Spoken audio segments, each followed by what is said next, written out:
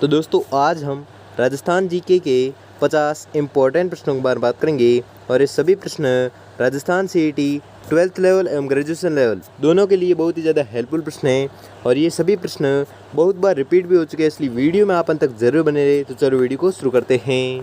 तो आपका पहला सवाल है कि राजस्थान के ज़िले जहाँ से कर्क रेखा गुजरती हैं वो दो ज़िले कौन से हैं? तो आपको याद रखना है, वह ज़िले है बांसवाड़ा और डूंगरपुर। ठीक है, बांसवाड़ा और डूंगरपुर वह ज़िले हैं जहाँ से कर्क रेखा गुजरती हैं। और ये प्रश्न सेकंड ग्रेड व्याख्याता परीक्षा 2010 तथा राजस्थान पुलिस कांस्टेबल 2010 में आया हुआ है, इसलिए वेरी मोस्ट इंपॉर्टेंट क्वेश्चन है कि राजस्थान के दो ज़िले कौन से हैं जहाँ से कर्क रेखा गुजरती है? तो आपको याद रखना है बांसवाड़ा और डूंगरपुर।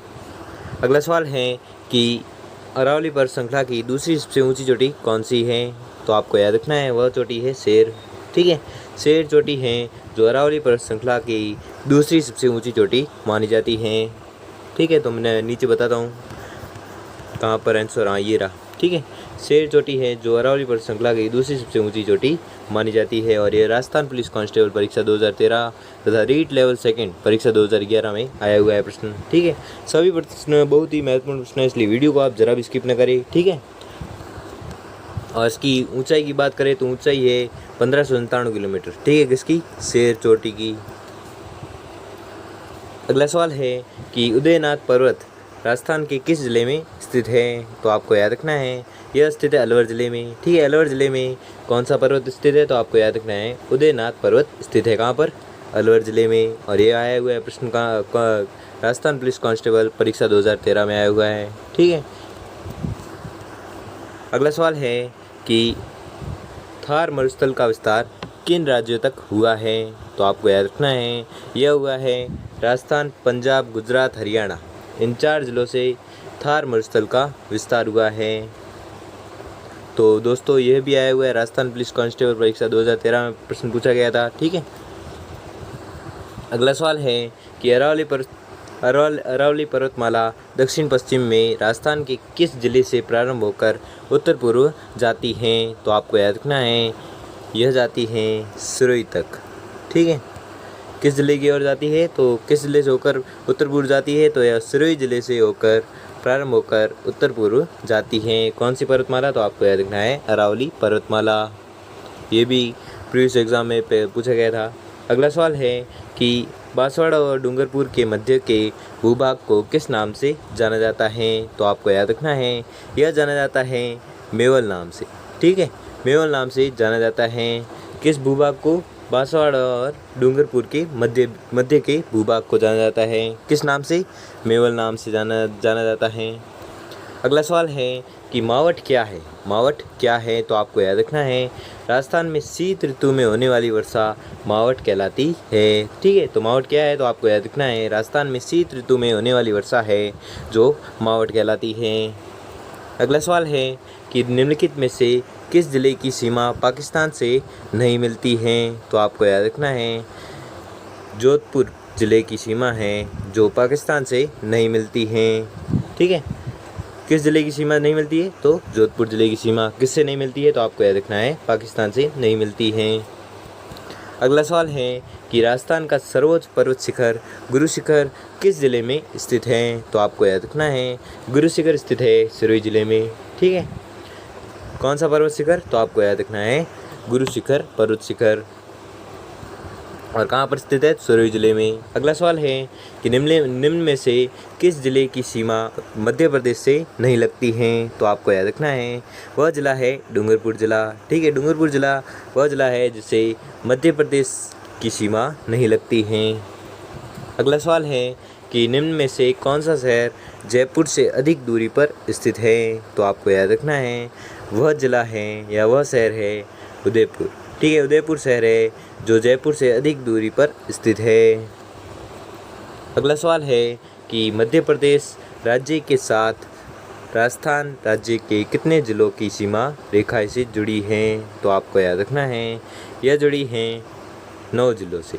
ठीक है, 9 ज़िलों से मध्य प्रदेश राज्य की सीमा जुड़ी हैं या सीमा लगती है। ठीक है, और वर्तमान में 10 ज़िलों की सीमा मध्य प्रदेश से लगती है। पहले 9 से लगती थी, अब एक प्रतापगढ़ और बन गया, इसलिए 10 ज़िलों की सीमा मध्य प्रदेश से लगती हैं। ठीक है।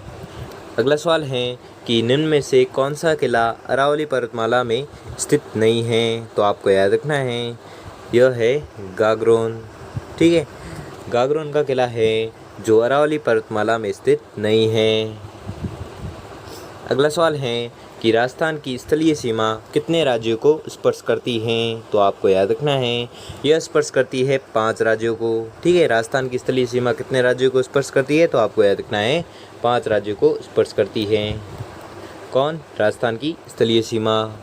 अगला सवाल है कि लसाड़िया का पठार राजस्थान के किस जिले में स्थित है? तो आपको याद रखना है लसाड़िया का पठार स्थित है उदयपुर जिले में। ठीक है, उदयपुर जिले में लसाड़िया का पठार स्थित है। अगला सवाल है कि राजस्थान में किस भौतिक क्षेत्र में मुकंदरा की पहाड़ियाँ स्थित है? तो आपको याद रखना है यह स्थित है हड़ौती पठार में। ठीक है, हड़ौती पठार भौतिक क्षेत्र में मुकंदरा की पहाड़ियाँ स्थित हैं। अगला सवाल है कि सिरोही जिले में तीव्र ढाल युक्त एवं कटी फटी पहाड़ियों का स्थानीय नाम है? तो क्या नाम है? भाकर। ठीक है, भाकर है जो सिरोही जिले में तीव्र ढाल युक्त एवं कटी फटी पहाड़ियों का स्थानीय नाम है। क्या नाम है? भाकर। अगला सवाल है कि निम्न में से कौन सी पहाड़ियाँ मध्य अरावली क्षेत्र श्रेणी में स्थित है? तो आपको याद रखना है वह पहाड़ियाँ हैं मेरवाड़ा पहाड़ियाँ। ठीक है, मेरवाड़ा पहाड़ियाँ वह पहाड़ियाँ है जो मध्य अरावली श्रेणी में स्थित है। अगला सवाल है कि बोराट पठार जिसके मध्य स्थित है वह है? तो वह है कुंभलगढ़ एवं गोगुंदा। ठीक है, कुंभलगढ़ एवं गोगुंदा के मध्य बोराट का पठार स्थित है। कौन सा पठार? बोराट का पठार। और कहाँ पर स्थित है? कुंभलगढ़ एवं गोगुंदा के मध्य। अगला सवाल है कि पश्चिम राजस्थान में पश्चिमी रेतीला मैदान की पूर्वी सीमा निम्न में से कौन सी समवर्षा रेखा बनाती है? तो आपको याद रखना है यह बनाती है 40 सेंटीमीटर समवर्षा रेखा। ठीक है, तो क्या प्रश्न है कि पश्चिमी राजस्थान में पश्चिमी रेतीला मैदान की पूर्वी सीमा निम्न में से 40 समवर्षा रेखा बनाती हैं। 40 सेंटीमीटर समवर्षा रेखा बनाती हैं और वर्तमान में यह है 50 है। ठीक है, 50 सेमी समवर्षा रेखा है। ठीक है। अगला सवाल है कि गोडवाड़ प्रदेश राजस्थान के किस वृहद भू आकृतिक विभाग का भाग है? तो आपको याद रखना है यह भाग है पश्चिमी शुष्क प्रदेश का। ठीक है, पश्चिमी शुष्क प्रदेश का भाग कौन है? तो मेरवाड़ा प्रदेश है जो राजस्थान के पश्चिमी शुष्क प्रदेश भू आकृतिक विभाग का भाग है। अगला सवाल है कि निम्नलिखित में से कौन सा पठार अरावली पर्वत से संबंध नहीं है? तो आपको याद रखना है वह पठार है बघेलखंड पठार। ठीक है, बघेलखंड पठार वह पठार है जो अरावली पर्वत से संबंध नहीं रखता है। अगला सवाल है कि 23.5 डिग्री उत्तरी अक्षांश तथा 70 डिग्री पूर्वी देशांतर रेखाएं राजस्थान के निम्नलिखित में से क्रमशः किन जिलों से होकर गुजरती हैं? तो आपको याद रखना है यह गुजरती हैं बांसवाड़ा व जैसलमेर से। ठीक है, बांसवाड़ा व जैसलमेर से कौन सी देशांतर रेखाएं या अक्षांश रेखाएं गुजरती है? तो 23.5 डिग्री उत्तरी अक्षांश है जो बांसवाड़ा से गुजरती है और 70 डिग्री पूर्वी देशांतर रेखाएं हैं जो जैसलमेर से गुजरती हैं। अगला सवाल है कि राजस्थान में वृहद सीमांत भ्रंश फैला है के सहारे? तो किसके सहारे फैला है? तो आपको याद रखना है उदयपुर की पहाड़ियों के सहारे। ठीक है, उदयपुर की पहाड़ियों के सहारे राजस्थान में वृहद सीमांत भ्रंश फैला है। अगला सवाल है और यह अंतिम सवाल है कि राजस्थान की पाकिस्तान के साथ अंतर्राष्ट्रीय सीमा की कुल लंबाई है? तो कितनी है? 1070 किलोमीटर। ठीक है, 1070 किलोमीटर है जो राजस्थान की पाकिस्तान के साथ अंतर्राष्ट्रीय सीमा है। कितनी है? 1070 किलोमीटर। और यह भी आया हुआ है पटवारी परीक्षा 2021 में और वरिष्ठ अध्यापक परीक्षा 2019 में आया हुआ है। ठीक है, तो दोस्तों आपको वीडियो कैसा लगा हमें कमेंट बॉक्स में कमेंट करके ज़रूर बताएं। और इस वीडियो को बनाने में बहुत समय लगा है, इसलिए वीडियो को लाइक और चैनल को सब्सक्राइब ज़रूर कीजिए। धन्यवाद।